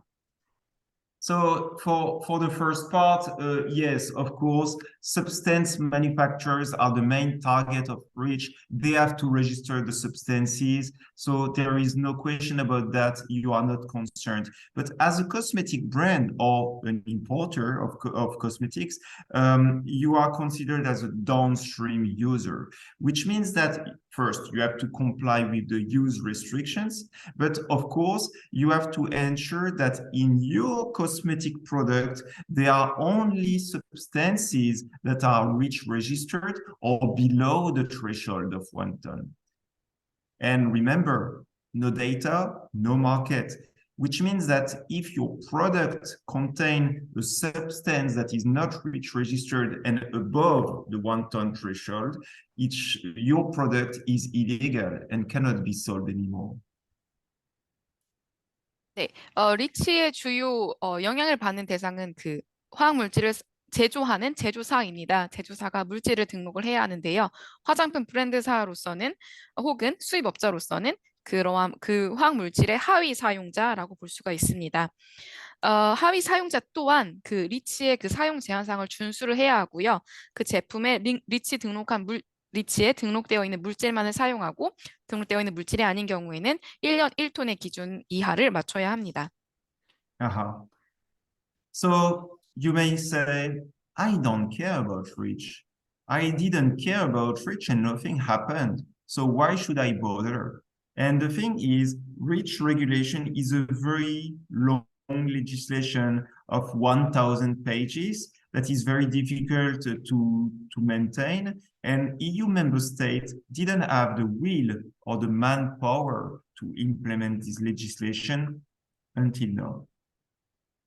네, 2006년에 도입된 리치가 사실 지금까지는 크게 영향이 없었다라고 볼 수도 있습니다. 네, 그 부분은 좀 맞는 말씀입니다. 리치는 1000페이지가 넘는 매우 무거운 법안이고요. EU 각 회원국에서는 이러한 그 리치 규정을 준수하는지 여부를 확인을 하기 위한 그런 의지나 인력이 부족했습니다. So basically, if I want to summarize it very simply, in 2006, REACH was adopted, and 16 years later, the European Commission realized that the legislation was not properly enforced when it comes to downstream users' obligations like cosmetic brands obligation. And the European Commission was very upset about that, and they asked the member states by law to better control compliance with REACH via what we call the REACH enforcement program. And member states have started to obey in 2023. And now countries are progressively starting to control at the customs that the REACH obligations are fulfilled. 2006년 도입된 리치 그리고 16년이 지났는데 유럽연합 집행위에서는 하위 사용자 의무에 대한 회원국들이 그 별도로 부실하게 관리를 하고 있다는 걸 알게 되었습니다. 그래서 강력한 시장 내 통제가 필요성이 제기가 되었고요. 그래서 리치 집행 프로그램이라는 것을 시행을 하게 됩니다. 그래서 오늘날 2023년에는 그 세관에서 해당 제품들이 다 리치를 준수하고 있는 원료로 제조가 되었는지 수입이 되었는지를 세관 측에서 확인을 하게 됩니다. So basically, all of that come with two consequences for you. The first one is cosmetic brands that cross the EU borders, like Korean brands, for instance, are now requested by the customs to prove compliance with REACH restrictions. And you have to provide codes to the customs to prove this compliance. The second one is importers of cosmetics in Europe realize progressively that REACH obligations are enforced, and they ask you more guarantees to sell your cosmetics in Europe, either by asking you information to measure themselves the tonnage exceeding 1 ton, or by asking you to come with an only representative to cover the brand and to free the importers from its obligations. 네, 이 두 가지 결과를 낳게 됩니다. 이러한 그 리치 집행 프로그램으로 인해서 EU 국경을 통과하는 이제 화장품 브랜드들은 세관을 통해서 그 리치 제한 사항을 준수하는지 입증을 하라라는 그 확인서 요청을 받게 되고요. 그렇기 때문에 그 리치를 준수하고 있는 제품이다라는 그러한 확인서를 제출해야 합니다. 그 두 번째로 수입업체 측에서도 리치 규정에 대한 인식이 조금 더 강해지고 이러한 부분을 준수하지 않은 것에 대한 두려움이 강해지기 때문에 브랜드 측에 더 많은 보증을 요청을 하게 됩니다. 1톤 등록 기준치를 초과하지 않는지 뭐 이런 톤수 측정에 대한 확인서를 요청을 하게 되고요. 혹은 브랜드를 담당하는 유일 대리인이라고 하는 only representative가 있는지 여부도 문의를 하게 됩니다. So what is an only representative exactly?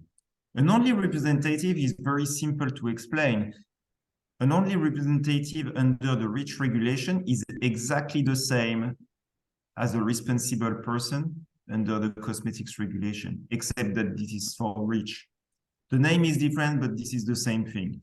So many importers, they don't want to be responsible person for the cosmetics that they distribute. And this is why they come to companies like Biorius. You come to companies like Biorius to become your responsible person, because otherwise your importer will not accept to buy your product, right? You have to come with your own responsible person. For technical reasons, importers have started to ask the same thing, but with regard to REACH regulation.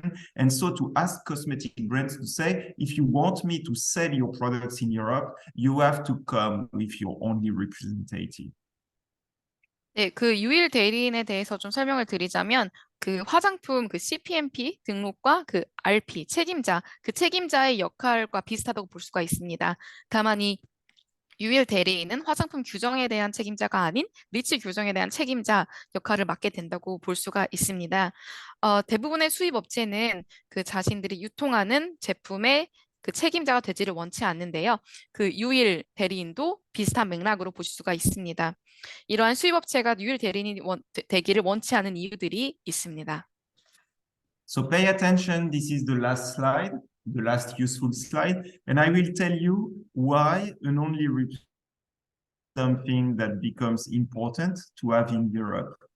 So let's imagine that you are in South Korea, you are a cosmetic brand in South Korea, and you sell to an importer in the EU, okay? And let's imagine that there is another brand in Korea as well, or in another country, it doesn't matter, that sells to the same importer in the EU.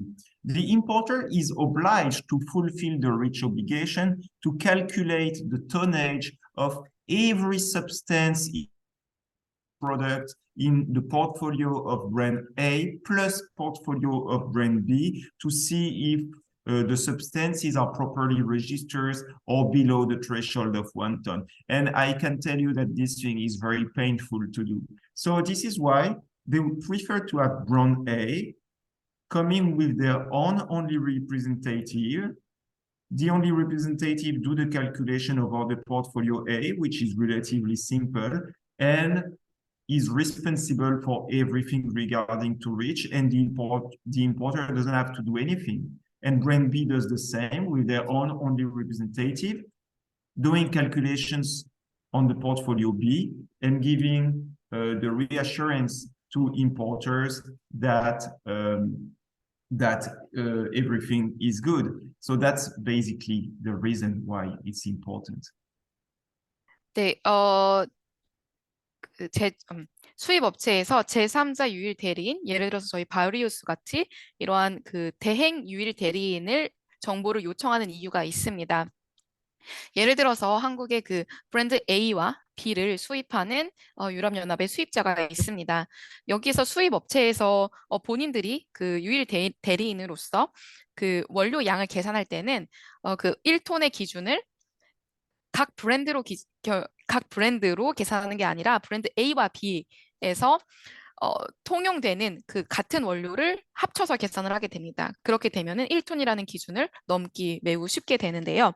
이러한 각 브랜드가 각자 그 유일 대리인이 있게 되면은 이러한 그 1톤의 계산 포트폴리오도 각 브랜드마다 갖게 되고 수입 업체에서는 이러한 리치 규정에 대한 부담이 없이 그리고 이러한 계산 절차도 없이 문제 없이 판매를 할 수가 있게 되는 상황이 됩니다.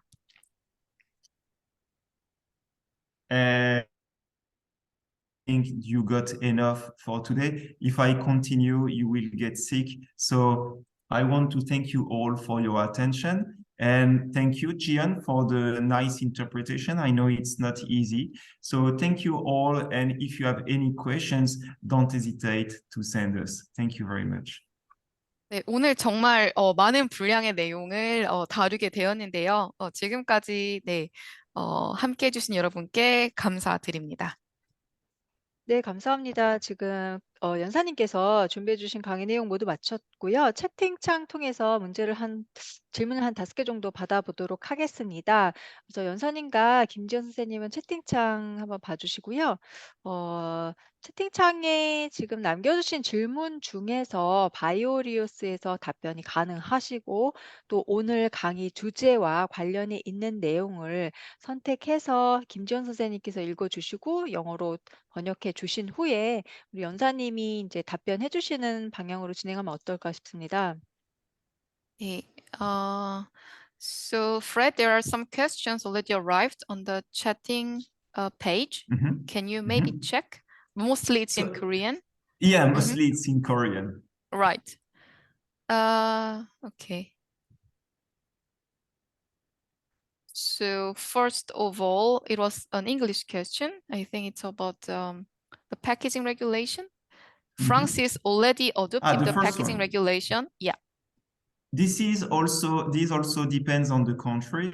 For example, France is already adopting the packaging regulation. So it is absolutely true. I think that it was at the beginning of the presentation and I provided more information. So this question has been answered somehow. The point is the packaging waste today directive is a directive, meaning that it is transposed into national law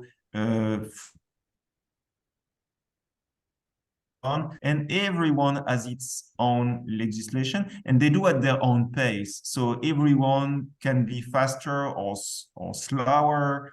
And that's the difficulty of the directive. And this is why this directive is going to get replaced by a regulation, because it's so complicated to apply in practice. Yeah. 네, 현재 폐기물 관련된 그 지침의 경우 각 국가별로 어떻게 도입을 하느냐는 다른 상황입니다. 그런데 프랑스 같은 경우는 이제 국가법으로서 이미 의무화해서 관련 로고들을 작성하는 것을 의무화한 상황이 맞고요. 그렇기 때문에 현재 그 디렉티브는 유지가 되고 있지만 레귤레이션, 규정이라고 하는 것을 이제 도입할 준비를 하고 있습니다. 네, 그래서 네, 현재 프랑스는 그 국가법에 의해서 의무사항이 맞습니다. For the next question, I need your help. Okay.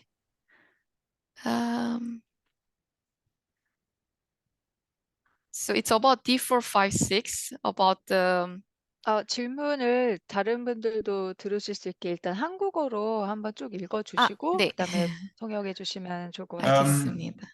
I have to stop my video because my connection is getting a bit unstable and I didn't.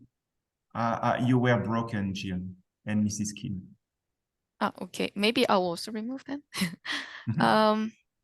All right. 한국말로 이제 실리콘 D456 규제 성분이 될 수 있다고 했는데 전성분표 기준인가요? 혼합물인 시클로메티콘이 함유된 전성분표에서는 시클로트라실록산은 없지만 혼합 원료인 시클로메티콘에 함유된 D4 함유 여부를 원료사를 통해 입증해야 하는지 궁금합니다. So it's about the restriction of the D4, 5, and 6. The question Yes. is, how do they find this? It's based on the formula?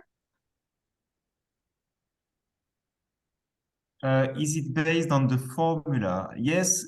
So the restrictions of cyclometicones D4, D5, D6 are indeed based on the formula. So it applies to cosmetic products, but it applies to any other type of products. And if you have some in your product, you will have an issue because D5 will be prohibited in leave-on products soon. I don't know if it really answers the question, though. Yeah, I also. 네, 일단 전성분을 기준으로 하는 것이 맞고요. 그리고 복합 전성분표를 기준으로 합니다. 그렇기 때문에 저희가 인기명을 확인을 해서 이 부분을 계산을 하게 되는데요. 그렇기 때문에 그 복합 전성분표를 이제 확인을 해서 그 해당 원료명을 확인을 하게 됩니다. 이게 답이 되는지는 잘 모르겠네요.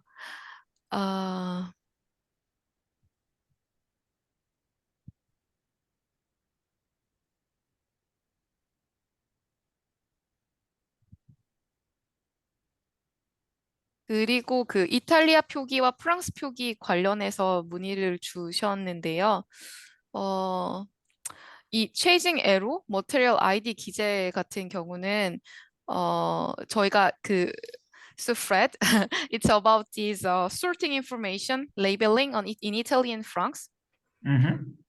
In Italy, can they write the Chasing Arrow on the label?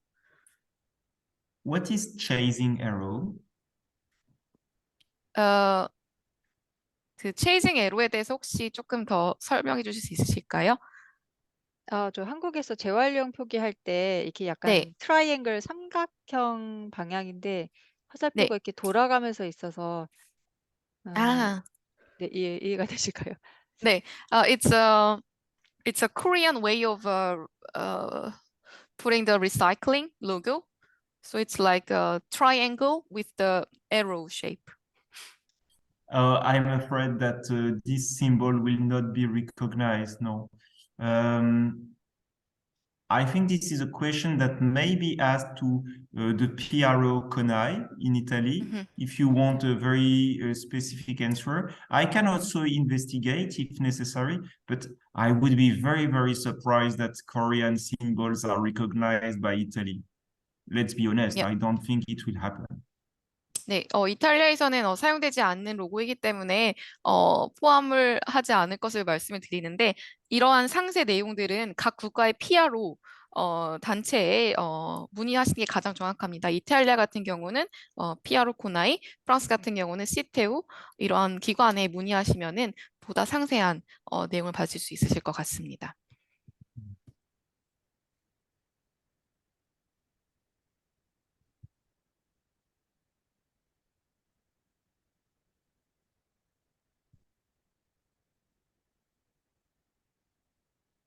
It's about reach. There's one question.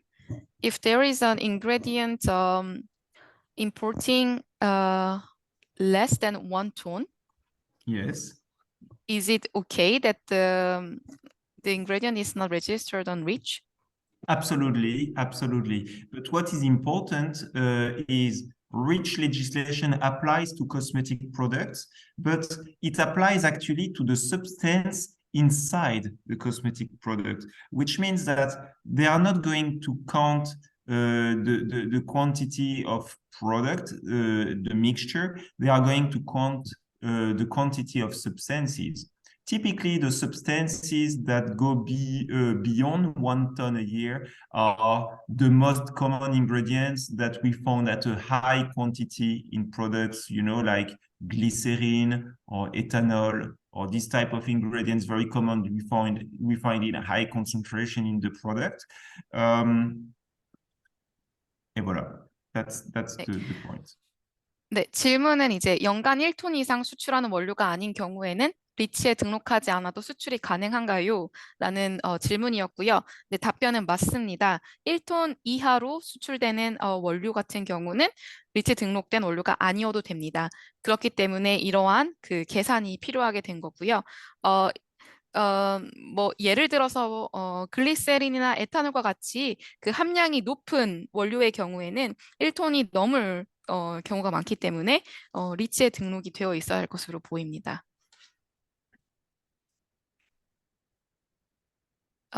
그리고 한 가지 더 질문을 하겠습니다. CPNP-RP와 EU 유일 대리는 다른 개념인 것 같은데요. 유일 대리인은 브랜드 전체 EU 업무를 책임져야 되는 사람인가요? 라고 문의 주셨고요.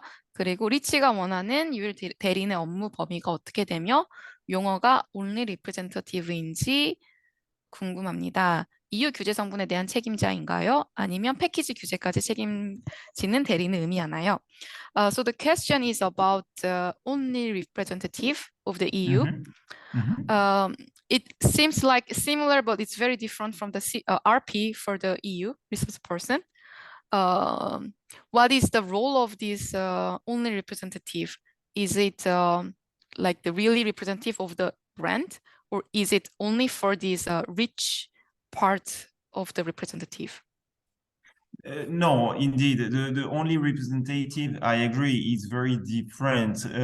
The concept is very similar to responsible person under the cosmetics regulation, but the obligation, the responsibility behind the name are very different. So the only representative has to take care of the tonnage control every year to ensure that every substance is properly registered. It has to take care that the restrictions and bans are respected by the cosmetic brands. So it's a number of obligations, you know, like when you are a responsible person under cosmetics regulation, you have a number of obligations. It's the same with REACH, except that the obligations are not the same. My recommendation is that to use the same party, the same person, to be to be responsible person under cosmetics regulation and only representative under REACH regulation, because the data that you need to comply with these obligations are all in all quite based on the same data. So if you have one party accessing all the data, you save a lot of time. So there are plenty. There are some doing that. Biorius, for instance, can be at the same time responsible person and only representative. And my recommendation would be to choose a party who is able to provide both representation at the same time. 네, 유럽연합 RP, 그 CPNP 등록과 이제 RP 역할을 하는 그 RP 경우는 그 화장품 규정에 대한 RP 책임자이고요. 여기서 only representative는 네, 이것이 용어가 맞고요. 이 OR이라고 하는 것은 리치 규정에 대한 책임자입니다. 그렇기 때문에 개념은 비슷하지만 맡고 있는 역할은 다르게 되고요. 그러니까 리치 규정에 맞춰서 그 성분들이 다 리치 규정을 준수하거나 혹은 등록이 되지 않은 성분은 1톤 이하임을 이제 지속적으로 확인을 하게 되는 그런 책임자 역할을 하게 되는 것입니다. 제가 추천을 드리고 싶은 것은 그 화장품 규정에 대한 EURP와 이 OR, 리치 규정에 대한 OR을 제공하는 서비스 제공자를 동일하게 하시면 훨씬 효율적입니다. 왜냐하면 그 EURP가 CPSR을 작성을 할 때 그 원료에 대한 모든 정보, 각 성분에 대한 함량 등을 갖고 있기 때문에 이러한 데이터를 기준으로 OR 역할을 맡기에 매우 편리하게 됩니다. 그러니까 예를 들어 저희 바이오리우스도 이제 EURP와 리치 OR을 모두 제공을 하고 있습니다.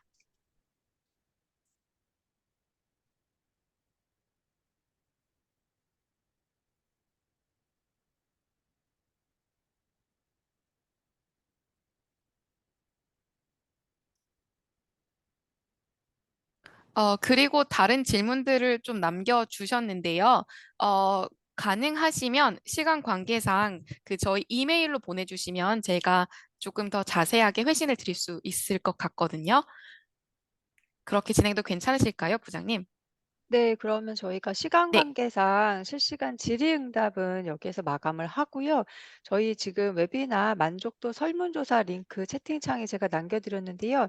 설문에 응하신 분, 저희가 이메일 주소 적도록 지금 돼 있습니다. 응하신 분에 한해서 웨비나 강의 자료 파일 보내드릴 예정입니다. 그리고 바이오리우스 문의하실 수 있는 연락처도 같이 만족도 조사하신 분들께 저희가 발송을 해드리도록 하겠습니다. 네. 네, 그럼 오늘 강의 여기서 마치고요. 장시간 강의해주신 우리 프레드릭 대표님과 또 김지연 선생님께 감사 말씀드립니다. So Fred, that's all for today. Thank you so much. Okay. Okay.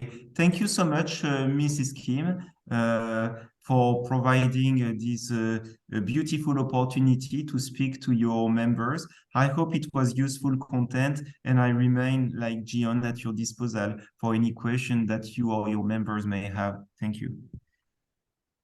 감사합니다. 네, 감사합니다. 네, 오늘 이상으로 웨비나 마치도록 하겠습니다.